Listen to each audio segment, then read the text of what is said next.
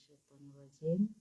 Bismillahirrahmanirrahim. Alhamdulillahirabbil alamin wassalatu wassalamu ala asyrafil anbiya'i wal mursalin wa ala alihi wa sahbihi ajma'in. Amma ba'du. Rabbi shrah li sadri wa yassir li amri wahlul 'uqdatam min lisani yafqahu qawli.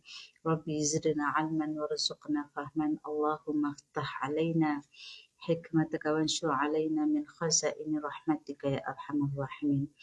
Allahumma inna na'udzubika min 'ilmin la yanfa' wa min qalbin la yakhsha wa min nafsin la tashba' wa min 'amalin la yurfa' wa min da'watin la yustajabu laha. Ya Allah, ya Tuhan kami, jauhkanlah kami daripada ilmu yang tidak manfaat, ya Allah.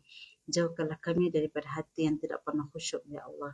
Jauhkanlah kami daripada nafsu yang tidak pernah kenyang, ya Allah. Jauhkanlah kami daripada amalan yang tidak diterima-Mu, ya Allah. Wa sallallahu ala sayyidina Muhammad wa ala alihi wa sahbihi wa sallam. Walhamdulillahi rabbil alamin.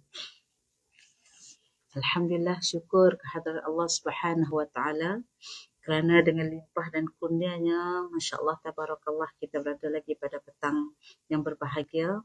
Pada hari Jumaat, banyakkan kita berselawat kepada baginda sallallahu alaihi wasallam bertepatan dengan 8 Syakban, ya, iaitu 11 Mac, 8 Syakban. Tak lama lagi dah kita akan melangkau, kita akan bertemu dengan Ramadan, insya-Allah. Allahumma barik lana fi Rajab wa Sya'ban wa ballighna Ramadan. Mungkin kita masih lagi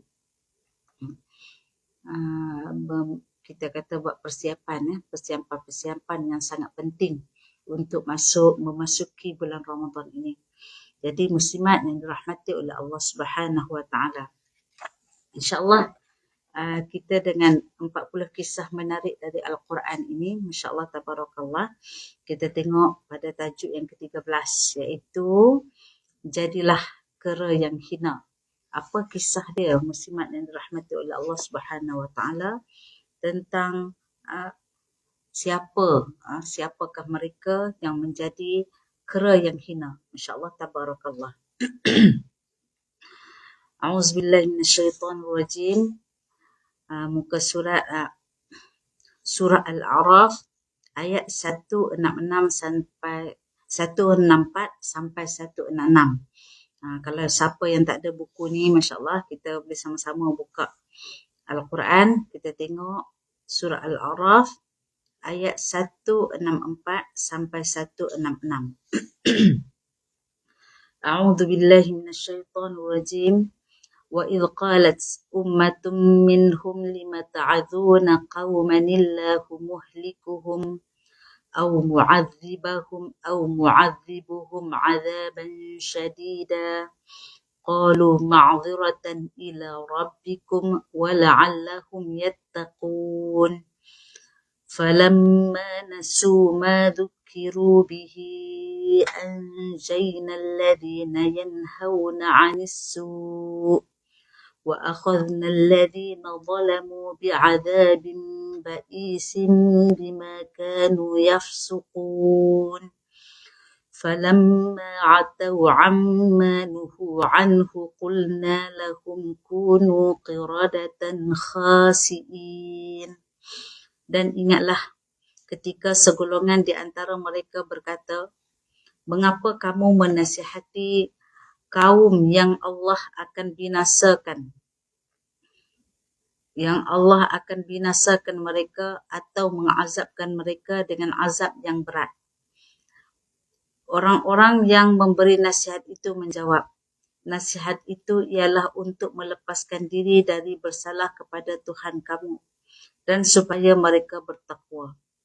Maka ketika mereka melupakan, tidak menghiraukan apa yang telah diperingatkan kepada mereka, kami selamatkan orang-orang yang melarang daripada perbuatan jahat itu. Dan kami timpakan orang-orang yang zalim dengan azab siksa yang amat berat disebabkan mereka berlaku fasik ataupun derhaka. Maka setelah mereka berlaku sombong, tidak mengambil indah kepada apa yang telah dilarang mereka melakukannya, kami katakan kepada mereka, jadilah kamu seperti mana kera yang hina. muslimat yang dirahmati oleh Allah Subhanahu wa taala. Apa kisah di sebalik ayat ini? Masya-Allah, tabarakallah. Sebelum tu saya nak cerita ada satu kisah dalam asbabul wurud daripada satu hadis. Ada satu hadis saya cerita dengan mafhumnya, di mana satu hari Rasulullah sallallahu alaihi wasallam melalui satu kelompok orang Yahudi. Bila mereka melihat Rasulullah sallallahu alaihi wasallam, maka mereka ni melafazkan, maka mereka pun memberi salam kepada Nabi, tapi dengan perkataan Assalamualaikum, bukan assalam, Assalamualaikum. Maksud dia apa? Maksud dia kita dengar macam bagi salam, betul tak? Tapi rupanya maksud dia kematianlah ke atas kamu, ataupun kecelakaanlah ke atas kamu, ataupun kalau bahasa orang Kedah ni dia kasar sikit, dia terpergi mampuslah kamu.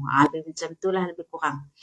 Kemudian apa yang dijawab oleh baginda sallallahu alaihi wasallam? Rasulullah jawab wa'alaikum, ke atas kamu. Rasulullah tak jawab pun wa'alaikumussalam, tak. Rasulullah jawab wa'alaikum, ke atas kamu. Jadi bila Sayyidatina Aisyah juga mendengar perkataan daripada orang Yahudi yang mana mereka kata kepada Rasulullah sallallahu alaihi wasallam Assalamualaikum, maka dijawab Sayyidatina Aisyah dengan agak kasar. Kasarlah. Bahkan Sayyidatina Aisyah mengatakan, celakalah kamu daripada kelompok kera dan juga khinzir. Maksud kan? Sebab apa disebut kera dan juga khinzir? Sebab dicatatkan dalam ayat Al-Quran, dalam surah Al-A'raf yang kita baca tadi itu, ada kisahnya kenapa orang Yahudi ini termasuk dalam golongan-golongan yang kita kata yang ada kisahnya, ada sejarahnya daripada asbabun nuzul ni, daripada ayat dalam surah Al-A'raf ayat 164 dan 166 ni, masya-Allah tabarakallah. Rupa-rupanya ada kisah tentang mereka, keadaan orang Yahudi, masya-Allah tabarakallah. Jadi kemudian Rasulullah sallallahu alaihi wasallam pun menegurlah Sayyidatina Aisyah, janganlah cakap macam tu, jawab je wa'alaikum, ke atas kamu. Kalau dia doa kepada kita tentang doa kecelakaan, kita pun baca balik wa'alaikum. Tak perlulah caci maki sama kediri dengan diorang kan. Jadi jawabnya wa'alaikum. Okey, macam tu juga kita kalau dengan orang-orang non-Muslim yang tiba-tiba bagi salam. Diorang bagi salam ada yang ikut kita kan. Assalamualaikum, saya saja je kan. Kita jawab wa'alaikum. Tak payah sebut wa'alaikumussalam. Kalau kita ada dalam kelompok, contoh kita tengok dalam kelompok yang ramai, ada di situ non-Muslim ada, orang Islam pun ada. Maka kita bagi salam, jangan sebut secara Assalamualaikum. Kum tu menunjukkan umum, ramai. Jadi kita bagi salam Assalamualaikum. Sebut, kita kata dengan tunggal. Orang-orang Islam yang sikit itu saja. Masya-Allah tabarakallah. Itu untuk kita cara macam mana kita nak bagi salam bila dalam kelompok tu ada orang Islam dan ada orang non-Muslim. Okey. Kemudian itulah adab yang Rasulullah sallallahu alaihi wasallam bagi tahu kepada kita. Kalau semua tu orang non-Muslim, tak perlulah kita nak bagi salam kepada dia orang. Dalam hadis yang lain disebut afshus salam wa at'imut ta'am kan, tebarkanlah salam. Itu memang syiar kita. Memberi salam tu bukan hanya sekadar bagi salam nak merapatkan hubungan, silaturahim dan sebagainya, tetapi itu satu syiar. Kemudian di sana terkandung di dalamnya doa. Bila kita mendoa, bayangkan setiap hari kalau kita jumpa orang yang kita kenal, kita doa setiap hari kepada dia, Assalamualaikum warahmatullahi, dia pun jawab Waalaikumsalam warahmatullahi wabarakatuh. Maksud kata ada saling doa mendoakan, betul tak? Ada saling doa mendoakan. Dan bagi salam ini adalah rupa-rupanya syiar yang ada daripada zaman Nabi Adam lagi. Di mana Nabi Adam setelah mana diciptakan oleh Allah Subhanahu Wa Taala, perkara pertama yang diajar oleh Allah kepada Nabi Adam itu dengan memberi salam dan cara menjawab salam. Setelah mana dalam satu hadis diceritakan, saya sebut mafhumnya, ketika mana selesai penciptaan Nabi Adam alaihissalam, Allah Ta'ala memerintahkan Nabi Adam untuk pergi ke tempat satu kelompok malaikat yang sedang duduk-duduk. Maka Allah Ta'ala perintahkan untuk Nabi Adam beri salam kepada mereka dan dengar apa yang mereka jawab. Dan itulah yang akan dijadikan syiar. Masya Allah, tabarakallah. Itu adalah amalan tertua lah yang ada pada semenjak zaman Nabi Adam alaihissalam. Namun ada beberapa tata cara. Kita sesama Islam, bagus kita syiarkan salam itu. Tapi kalau kita dengan non-Muslim, bila mereka bagi salam, mendoakan kecelakaan kepada kita, bahkan kita wa'alaikum ke atas, tak perlulah kita nak maki-maki. Macam tu jugalah Rasulullah SAW tegur Sayyidatina Aisyah radhiyallahu an. Mah kata Rasulullah. Jangan, sudahlah, jangan cakap macam tu, jangan kata macam tu. Cukuplah jawab wa'alaikum. Aku jawab macam tu. Maka kita yang dengar ni pun, kita yang baca ni pun hadis tu, kita pun jawab yang sebagaimana disuruh oleh baginda sallallahu alaihi wasallam. Okey. Sebenarnya cerita tentang salam, kita nak cerita tadi tentang keadaan, kita kata qiradatan tu, keadaan rupa orang Yahudi yang kenapa mereka ni boleh jadi kera. Saya nak cerita yang tu. Tapi rupanya dia ada kisah dia di sebalik tu, di mana ketika berlaku peristiwa Sayyidatina Aisyah, orang Yahudi bagi salam kepada baginda sallallahu alaihi wasallam.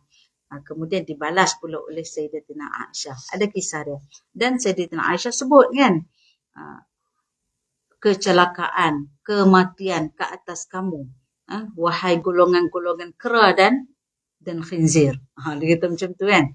Rupanya bukan saja-saja Sayyidatina Aisyah sebut kera dan khinzir. Cek balik surah Al-A'raf 164 sampai 166, rupanya ada kisah tentang mereka. Okey, kita tengok di sini. Allah Subhanahu Wa Taala menciptakan jin dan manusia agar mereka dapat memperhambakan diri kepadanya, iaitu kepada Allah Subhanahu Wa Taala. Wa ma khalaqtul jinna wal insa illa liya'budun.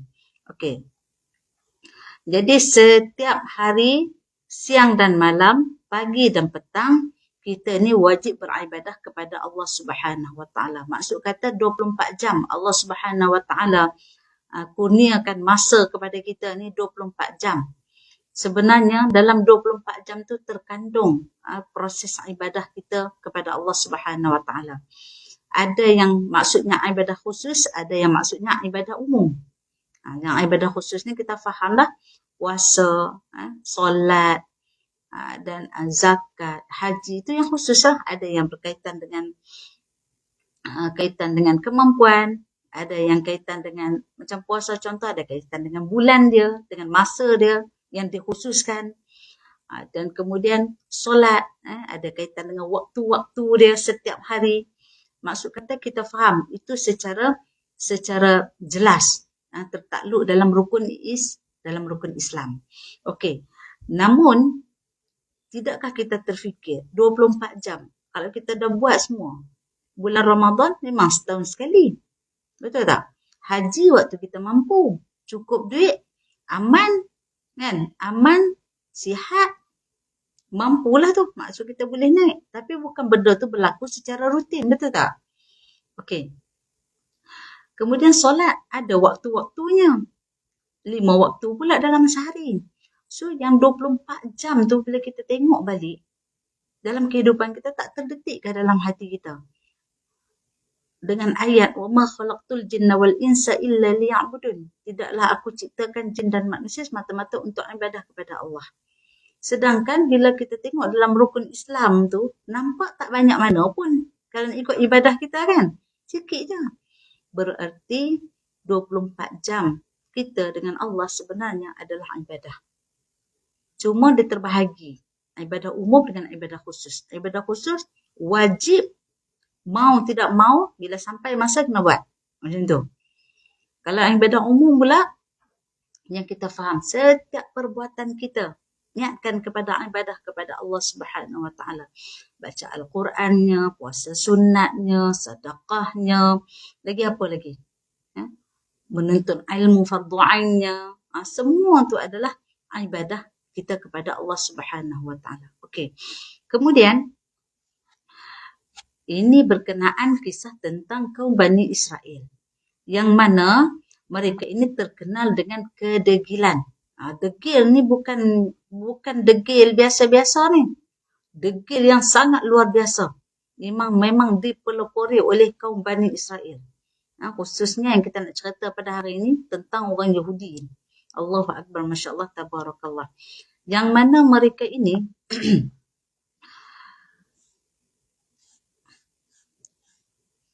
mereka memohon kepada Allah Subhanahu Wa Taala agar hari ibadah dikhususkan cuma pada hari Sabtu. Kerana dalam seminggu kan kita ada masa Allah Taala bagi, setiap minggu ada 7 hari. Sebulan ada 30 hari, ada 28, ada 29 kan. Kemudian masa setiap itu tak pernah lari, semua 24 jam. Okey, jadi dalam banyak masa ataupun banyak hari, selama 7 hari itu mereka cuma minta satu saja. Dia khususkan kepada mereka hari Sabtu. Itu sebab holiday tu. Bukan holiday maksudnya untuk cuti. Tapi holiday rupanya holy itu suci maksud dia. Betul tak holy suci? Betul kan? Suci maksudnya hari itu hari mereka menyucikan diri. Beribadah kepada Allah Subhanahu Wa Taala. Maka mereka minta satu hari khusus. Sebab apa? Kata mereka 6 hari yang lain tu mereka sibuk dengan kerja buat, dengan dunia, sibuk dengan apa lagi? Dengan urusan-urusan dunia. Maksud kata mereka minta kepada Allah Subhanahu Wa Taala cuma dikhususkan satu hari saja, iaitu hari Sabtu. Untuk mereka benar-benar beribadah kepada Allah Subhanahu Wa Taala. Bila hari Sabtu saja, holiday. Bukan hari cuti. Kita pula hari Sabtu, Ahad, berterbang lah kata kan, keluarga ada masing-masing kan, bercuti. Tapi zaman Bani Israel, hari Sabtu, kalau kita tengok dalam ayat ni, memang famous lah. Biasa dengar tak? Disebut sebagai kisah Ashabus Sabt. Ashabus Sabt ni kira cerita kisah orang-orang Yahudi, Bani Israel, yang mana mereka ni akhirnya ditukar menjadi kera di atas sebab perbuatan mereka sendiri. Allahu Akbar. Bagaimana yang mereka minta kepada Allah Subhanahu Wa Taala untuk dikhususkan hari Sabtu semata-mata untuk mereka beribadah kepada Allah. So hari Sabtu tu mereka nanti tak akan buat kerja apa-apa. Kerja berkaitan dengan dunia tu tak ada. Semuanya dikhususkan untuk beribadah kepada Allah Subhanahu Wa Taala. Sedangkan kita muslimat kalau hari Jumaat kan, walaupun kita sibuk dengan dunia, sibuk dengan urusan kerja kita, tapi bila sampai masanya kita akan masuk waktu Jumaat akan berkumpul semua untuk menunaikan solat Jumaat dan sebagainya. Orang perempuan pun buat dengan cara kita di rumah dan sebagainya. Kemudian barulah fantashiru fil ard, kemudian bertebaran pula di atas muka bumi untuk mencari nafkah dan sebagainya. Allahu Akbar, Masya Allah, Tabarakallah. Sebab ibadah kita tak khusus untuk satu hari dan sebagainya. Cuma keistimewaan kita berlaku kepada hari Jumaat. Okey, boleh faham no? Okay. Kemudian maka keinginan mereka ini dikabulkan oleh Allah Subhanahu Wa Taala dan sudah tetaplah menurut syariat Nabi Musa. Maksud kata masa syariat Nabi Musa, zaman Nabi Musa alaihi salam, syariatnya begitu, iaitu ditetapkan pada hari Sabtu, hari di mana mereka khusus untuk beribadah kepada Allah. Kemudian bila hari Ahad, Isnin, Selasa ila Yaumil Jum'ah, maka mereka ni akan bertebaran pula mencari nafkah dan sebagainya. Okey, kemudian hari Sabtu mereka dilarang bekerja. Kerja apa tak boleh buat, kecuali beribadah kepada Allah Subhanahu Wa Taala. Kerana apa? Hari itu dikhususkan semata-mata untuk menyembah dan bersyukur kepada Allah serta mempelajari ilmu agama. Begitulah telah menjadi adat, syariat dan tradisi bagi Bani Israel sejak zaman Nabi Musa sampailah ke zaman Nabi Daud alaihissalam.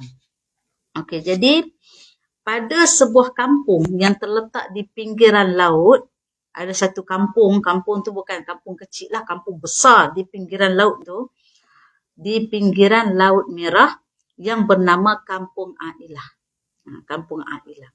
Di situ terdapat perkampungan Bani Israel, mereka juga menjalankan syariat yang mana menjadikan hari Sabtu itu semata-mata untuk beribadah kepada Allah Subhanahu Wa Taala.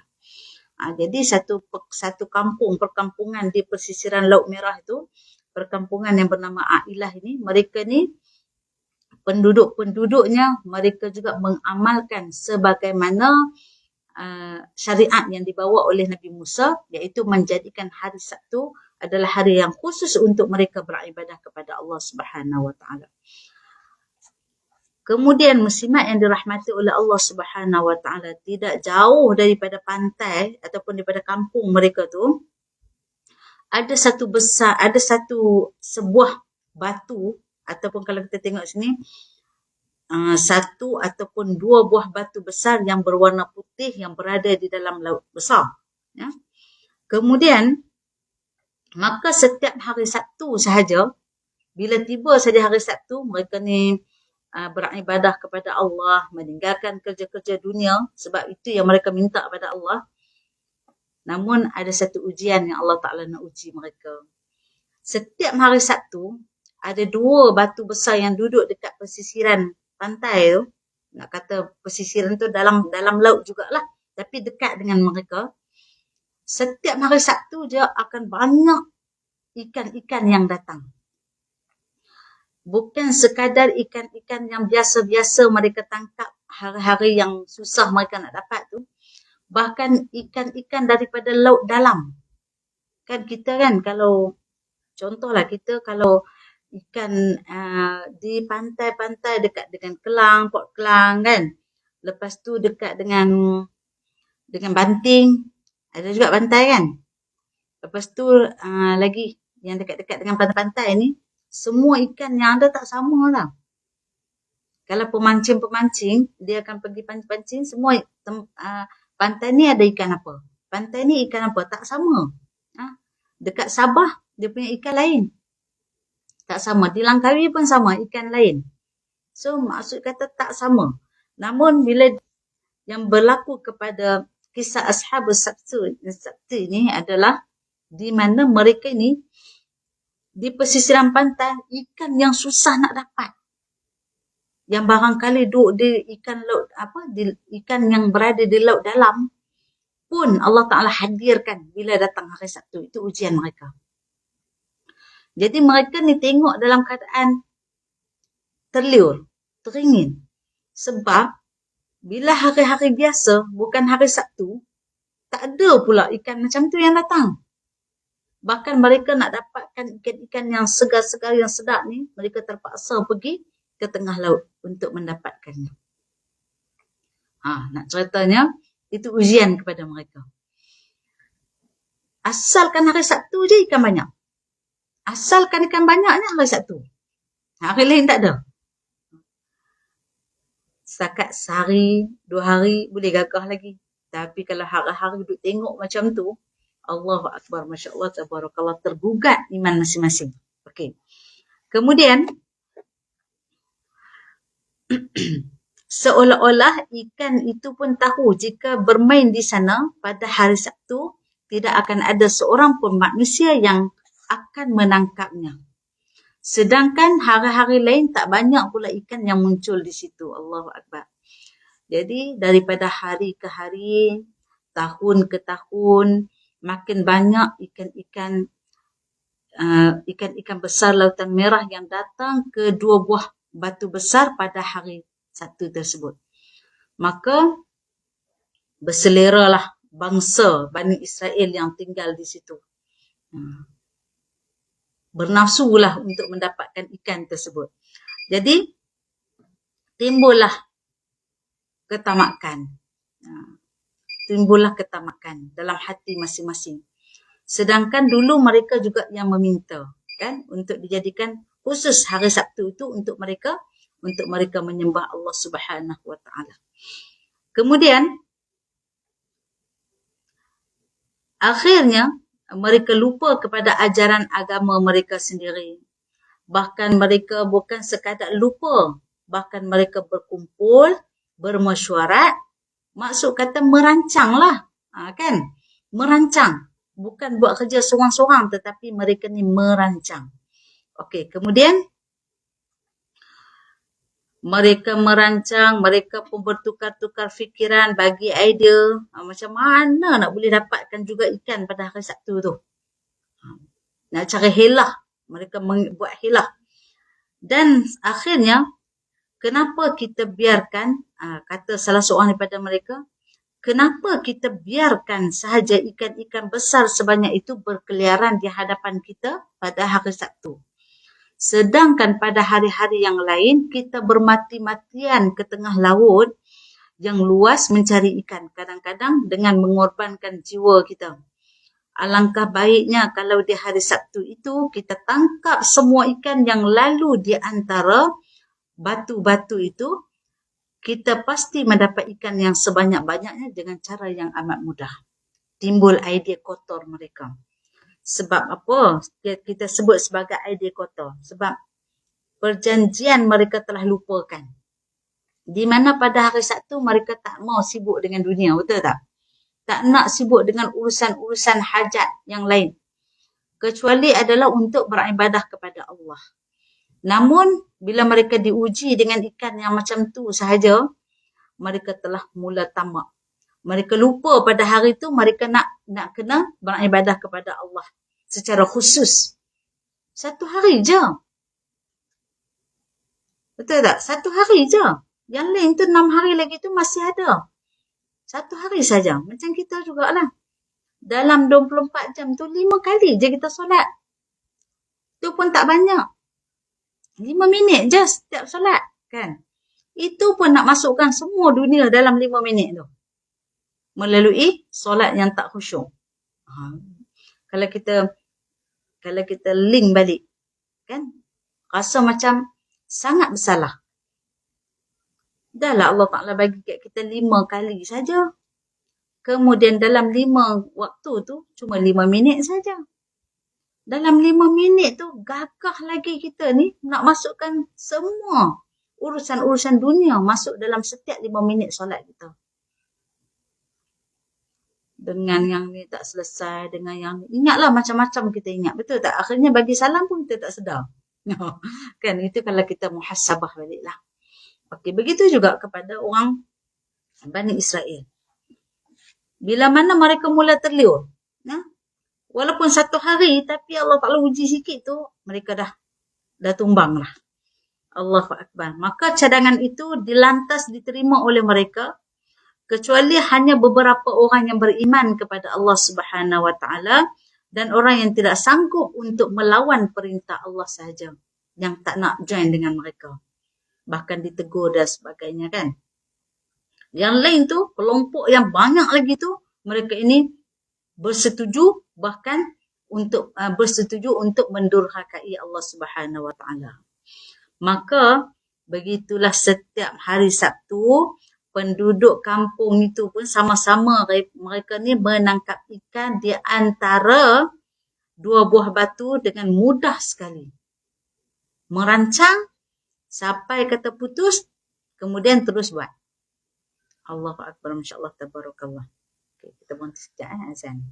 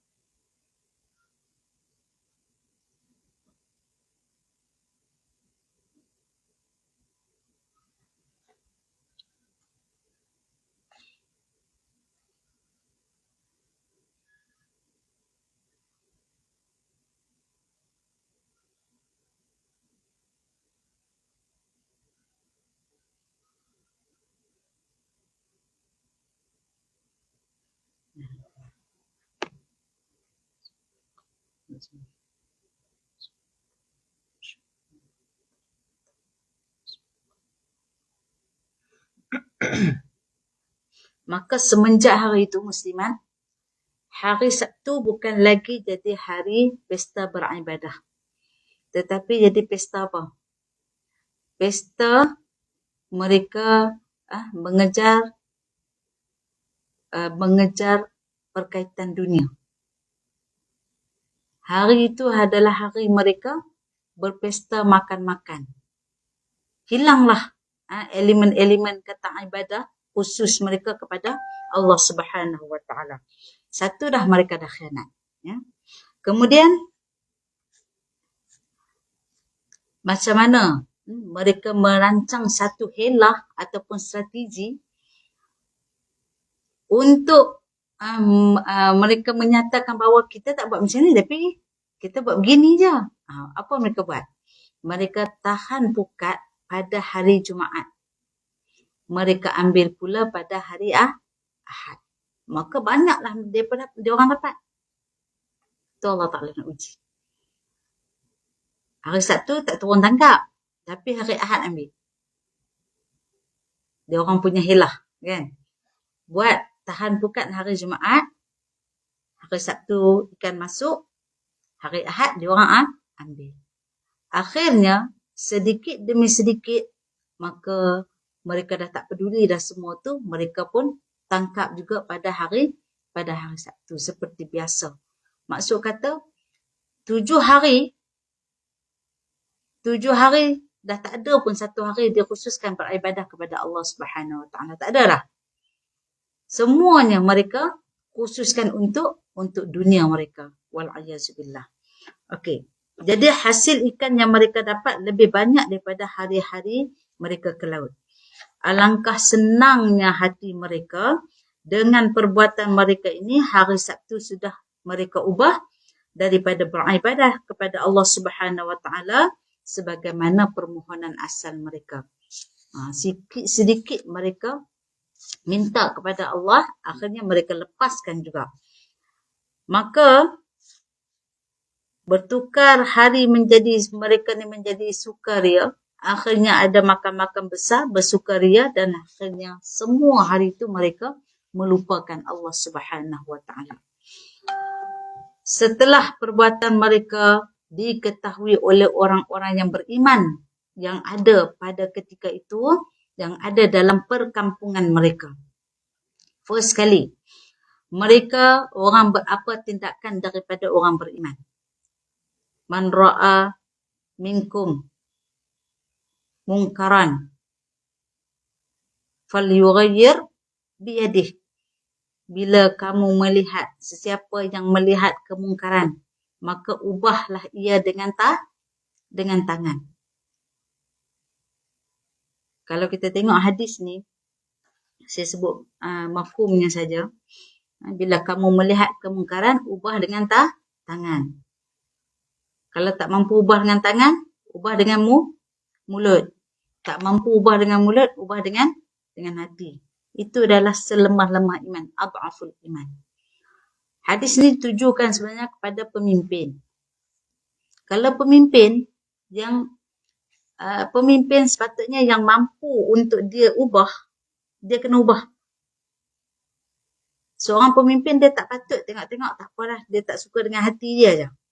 Aku tak suka benda ni, tapi dia tak ubah, sedangkan dia ada kuasa untuk ubah.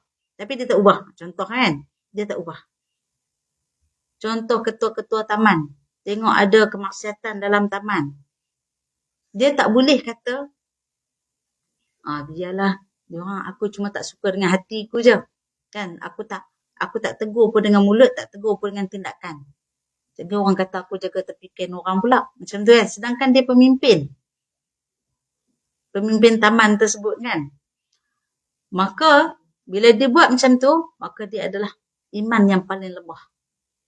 Tapi bagi kita orang biasa ni, Masya Allah, Tabarakallah, macam kita orang biasa, orang rakyat ni, ataupun penduduk taman sebagai ahli biasa, bagi kita tak mampu nak tegur dengan tindakan kita. Dengan mulut kita tak mampu kan.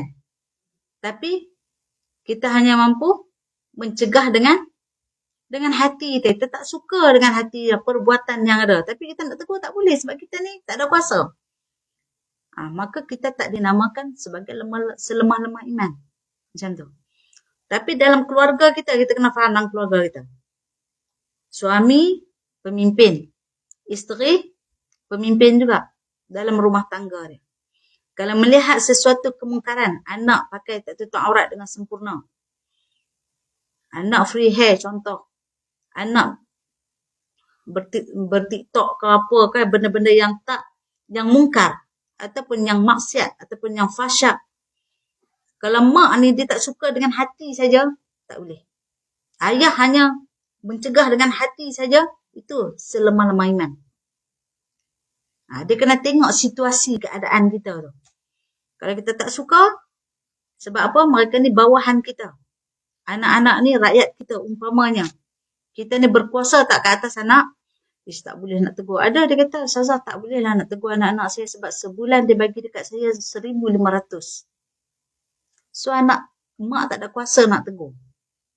Dia biar je anak dia jadi apa. Yang penting bulan-bulan masuk. Itu. Bahaya tu. Anak nak jadi apa? LGBT ke? Apa ke benda ke? Biarkan dia. Saya hanya mampu tegur dengan hati. No. Ibu bapa tak boleh macam tu sebab dia pemimpin bagi anak-anak dia. So, kalau dia nak kena tegur, dia kena tegur apa? Dengan tindakan, dengan suara. Hati ni hanya khusus kepada orang yang tidak ada kuasa. Di segi apa? Kuasa tu bukan kuasa kerana kita ni tak berkuasa sebab wang tu lebih berkuasa kan? Tak. Tapi kerana kita rakyat dan sebagainya. Macam tu. Jadi bila berlaku dalam kampung ni, timbullah orang-orang yang beriman. Yang mana mereka memberi nasihat kepada orang yang melanggar peraturan agama itu. Sebab apa? Perbuatan Bani Israel ini bukan biasa-biasa, bukan maksiat seorang-seorang. Tapi berkumpulan, satu kesalahan yang cukup besar, melanggar syariat. Betul tak? Bukan perbuatan biasa. Namun hati mereka sudah keras. Sebab apa? Mereka dah bersatu hati melakukan kemungkaran. Mereka tidak mahu mendengar dan menerima nasihat lagi. Akhirnya orang yang beriman bertindak menghalang mereka yang mahu menangkap ikan pada hari Sabtu. Selesai nasihat tak jalan, mereka bertindak menghalang. Mungkin ada demonstrasi ke apa ke kan. Daripada mereka ni terus melakukan kerja-kerja kemungkaran mereka. Tetapi di kalangan mereka ni ada yang protes, ada yang marah, maka timbullah pergaduhan. Apa yang mereka kata? Kampung ni bukan kampung kamu saja, kata orang beriman, orang yang mungkar tadi ni. Mereka mengata kepada orang yang beriman, kampung ni bukan kampung kepunyaan sekamu saja. Kami juga turut berhak untuk kampung ini. Kenapa kamu melarang kami daripada berbuat apa yang kami inginkan di kampung kami sendiri? Maka kami bebas membuat itu semua. Jika kamu tidak suka, maka kamu boleh belahlah, dia kata. Boleh keluar daripada kampung ni. Ataupun kita bahagi saja. Orang yang suka hari Sabtu tu, untuk mereka tangkap juga ikan, walaupun pada hari Sabtu tu diharamkan, duduk sebelah. Orang yang tak suka kepada perbuatan kemungkaran tadi ni, duduk di sebelah. Maknanya dia orang bahagi kampung tersebut. Sebab apa? Sebab tak nak bercampur. Orang yang maksiat, orang yang mungkar dengan orang yang beriman kepada Allah Subhanahu Wa Taala. Maka itulah jalan penyelesaiannya. Kerana apa? Tak mau ada pertumpahan darah yang berlaku di antara satu kelompok dah terbahagi dua tadi. Kemudian orang-orang yang beriman memilih untuk bersetuju dengan cadangan mereka. Lalu kampung itu dibahagi dua, maka jadilah kampung itu menetapkan orang-orang yang ingkar, yang mana setiap hari Sabtu saja mereka akan berpesta. Mereka akan berpesta daripada beribadah kepada Allah Subhanahu Wa Taala. Dan orang yang beriman tadi ni, mereka setiap hari Sabtu mereka jadikan hari yang memang khusus sebagaimana yang diajar oleh agama mereka, iaitu agama syariat Nabi Musa alaihi salam. Allahu Akbar, Masya Allah, Tabarakallah. Kemudian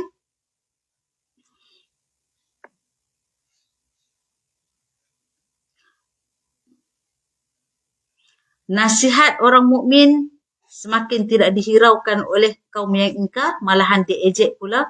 Lalu orang-orang yang beriman menyerahkan hal itu kepada Allah Subhanahu Wa Taala. Maksud kata mereka dah usaha dah. Betul tak?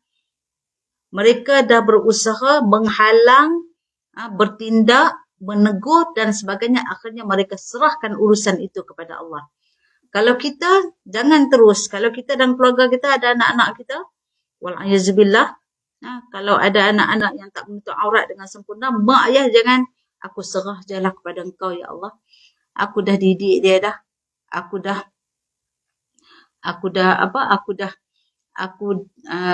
beri dah masuk kafar dah sebagainya dan sebagainya. Maka aku dah didik, akhirnya aku serahlah kepada engkau ya Allah. Nak serah kepada Allah itu pun kena ada usaha pada awalnya.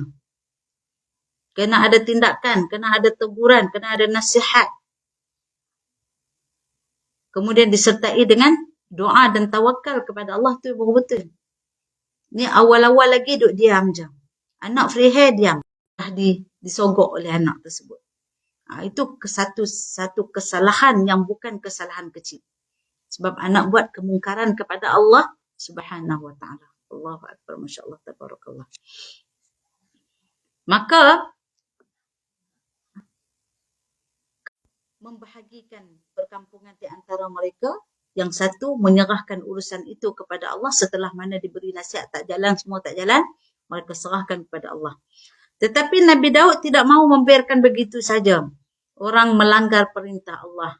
Maksud kata peristiwa ini berlaku pada zaman Nabi Daud, tapi syariat itu adalah syariat daripada Nabi Musa alaihi salam.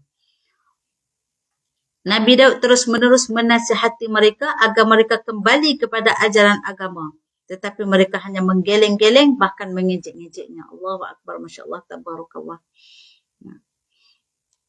Akhirnya Nabi Daud berserah diri kepada Allah semata-mata dengan doa supaya Allah memberi balasan kepada golongan yang sesat. Kedegilan yang berlaku kepada Bani Israel ini, Masya Allah, Tabarakallah. Sampai sekarang Allah Ta'ala tunjuk kat kita. Kedegilan, kejahatan mereka, kebejatan sikap mereka, sampai sekarang ada. Sebagaimana dicerita dalam Al-Quran, macam itulah di luar. Tak berubah sedikit pun hati mereka. Allahu Akbar, Masya Allah, Tabarakallah. Maka orang-orang yang ingkar itu rupanya semakin menjadi-jadi. Maksudnya sikap mereka makin melampau, tamak mereka makin melampau, bahkan mereka bukan sekadar menangkap ikan pada hari Sabtu sahaja, bahkan mereka mengerjakan segala macam dosa dan noda. Maksud kata, permulaan mereka mengingkari ajaran Nabi Musa alaihi salam, akhirnya bila sekali buat dosa, akhirnya dia melarut-larut. Macam orang lah, dia minum arak. Dia tak mencuri pun, dia minum arak. Dengan minum arak tersebut, dia jadi mabuk, hilang kewarasan. Dia dalam hilang kewarasan boleh jadi berzina, boleh jadi mencuri, boleh jadi membunuh. Macam tu yang berlaku kepada golongan Bani Israel. Tabiat mereka, mula sikap mereka berubah.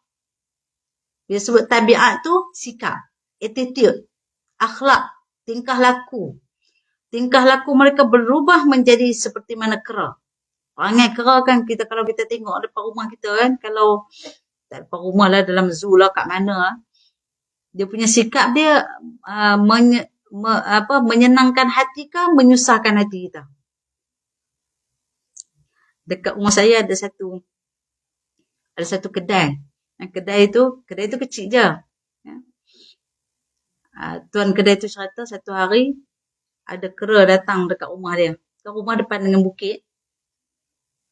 Dia nak ambil benda-benda apa yang ada kat dalam tu, tapi tak sampai. Besok tu dia datang lagi, dia bawa anak kecil dia. Dia masukkan anak kecil dia, boleh ambil semua benda. Keluarkan. Nampak tak? Menyenangkan kita kan menyusahkan hati kita? Itu perangai kera kan? Kalau kita tengok sendiri dia pun tak duduk diam, kera tu. Nampak lebih kurang lah juga macam manusia, tapi dia bukan manusia. Namun Allah Ta'ala ubah sikap mereka ni, mereka berubah menjadi seperti mana tabiat mereka, menjadi seperti mana kera. Tidak tahu akan halal haram. Sebab tak tahu. Halal haram pun tak tahu. Semua sapu belaka asalkan kaya. Ada orang sekarang hari ni, dia dah tak kisah dah. Tak belajar pun tak apa, asalkan kaya. Betul tak sekarang ni attitude orang sekarang, mental sekarang ni. Jadi Insta famous, jadi TikToker, tak apalah. Tak, bodoh pun tak apa, buat lawak bodoh pun tak apa. Asalkan famous, kemudian dapat duit. Sampai sekarang kita dimentalkan macam tu sekarang ni. Dia nak normalisasikan bahawa saja tak pandai tak apa, tak mengaji tak apa, tak faham agama pun tak mengapa, asalkan kaya. Dah. Sebab apa? Makin dia ingkar dengan Allah, Allah Ta'ala saja nak uji lagi. Makin kaya. Tu jadi tak sedar ke diri. Akhirnya tak pedulilah halal dan haram. Tu yang jadi macam-macam kemungkaran sekarang ni. Bahkan orang yang kaya disanjung. Walaupun dia tu bodoh. Walaupun dia tu tak faham agama. Walaupun dia tu ahli maksiat. Jelas-jelas terang-terang kita lihat. Tengok dia lagi dia gede-gede. Lagi dia kaya. Lagi dia gede-gede boleh tambah rumah. Boleh tambah kereta. Boleh bagi lagi kereta kat mak ayah dia. Walaupun lawak-lawak dia tu lawak lucah dan sebagainya. Walaupun dia punya Allahu Akbar. Tak gamak nak sebut. Kita yang melihat ni doalah. Moga Allah Ta'ala beri hidayah kepada mereka. Jangan sama-sama pergi maki pula. Tak kena gaya. Moga Allah Ta'ala beri hidayah. Kemudian, akhirnya tabiat mereka berubah menjadi seperti mana kera. Tidak tahu akan halal haram. Kemudian selepas mereka melakukan pelbagai dosa-dosa besar. Akhirnya Allah Ta'ala bukan setakat tabiat mereka saja berubah. Bahkan Allah Ta'ala mengubah fizikal tubuh badan mereka menjadi seperti mana kera. Wal'ayazubillah. Mula-mula tabiat, lama-lama fizikal turut berubah. Boleh tak Allah Ta'ala nak buat macam tu? Boleh. Mustahil tak? Tak mustahil. Allah Ta'ala nak ubah mereka sekelip mata. Kun fayakun. Tak mustahil pun. Pernah tak kita dengar dulu macam sejarah filem-filem sejarah kita, cerita pasal si Tenggang jadi batu kan. Malim Kundang, kalau di Indonesia Malim Kundang dan sebagainya. Berubah. Dengan kekuasaan Allah Subhanahu Wa Ta'ala. Daripada situ yang diorang cakap, teori Darwin kata manusia ni asal daripada kera. Tak. Kita jelas dalam hadis kisah bagaimana Nabi Adam AS diciptakan. Wa Adamu min turab. Contoh Nabi Adam diciptakan daripada tanah. Manusia adalah, kita ni asal daripada keturunan Nabi Adam AS. Dan Nabi Adam AS adalah daripada tanah. Tak ada sikit pun cerita asal daripada kera. Tak ada langsung. Itu semua teori Darwin. Daripada rendah, tangan labuh, kemudian baru menegak jadi manusia. Sangat salah. Kalau kita tengok dalam hadis, Nabi Adam AS daripada yang tinggi 60 hasta sama dengan 2 tingkat bangunan. Kalau orang tua-tua dia sebut sama tinggi dengan pokok kelapa. Kan? Akhirnya menjadi rendah, makin rendah. Macam kita lah sampai ke zaman Nabi Muhammad, tengok umat Nabi Muhammad semua ketak-ketak je. Rendah-rendah semua. Itu yang tertakluk dalam hadis. Itu Nabi Adam. Maka kita jelas. Tak perlu kita nak cari-cari, tak perlu nak search tentang kisah teori Darwin lagi. Tak perlu. Kita ada hadis dan Al-Quran menceritakan dengan jelas kita ni daripada mana. Berapa lama teori Darwin tu cuba doktrin kita, betul tak? Masa kita mengaji dulu, betul. Sehingga kan ada dalam buku teks satu ketika dulu. Ini dahsyatnya kita. Kontangnya kita dengan hadis dan Al-Quran. Akhirnya hari ini kita dah dapat dah. Bila kita dapat, kita tahu dah ilmu tu, kita boleh tolak terus. InsyaAllah. Jadi, namun kisah Ashabus Sabtu ini adalah merujuk kepada kekuasaan Allah nak tunjuk. Allah Ta'ala nak bagi jadi, Allah Ta'ala boleh je bagi jadi. Kun fayakun. Bahkan didoa pula oleh Nabi Daud alaihi salam untuk mencelakakan umat yang mereka ini ingkar kepada Allah Subhanahu wa Ta'ala. Umat Nabi kita tak doa macam tu. Umat Nabi Muhammad ada yang bayar cash, ada yang tak bayar cash. Allah Ta'ala masih lagi beri masa untuk bertaubat kepada Allah Subhanahu wa Ta'ala. Okey, kemudian akhirnya Allah mengubah fizikal tubuh mereka menjadi seperti kera. Tumbuh bulu-buluan yang lebat di seluruh tubuh mereka. Mereka menderita selama 3 hari.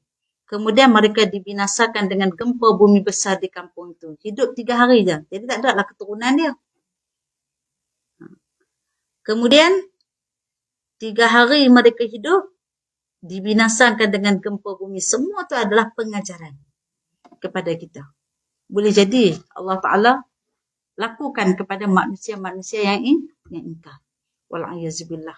Jadi keadaan tersebut memberi satu kefahaman kepada kita. Semua kerja itu boleh Allah Ta'ala lakukan dan mudah bagi Allah Subhanahu wa Ta'ala. Orang yang terlampau ingkar kepada Allah Subhanahu wa Ta'ala memang layaklah terima. Dan yang terakhirnya, sikap. Masih ada lagi sikap. Walaupun tak ada fizikal, tapi sikap-sikap mereka masih kekal sampai hari ini. Ketamakan mereka tentang dunia dan sebagainya kekal sampai hari ini. Sebagaimana yang mereka tunjukkan kepada kita, mereka nak rampas bumi Palestin.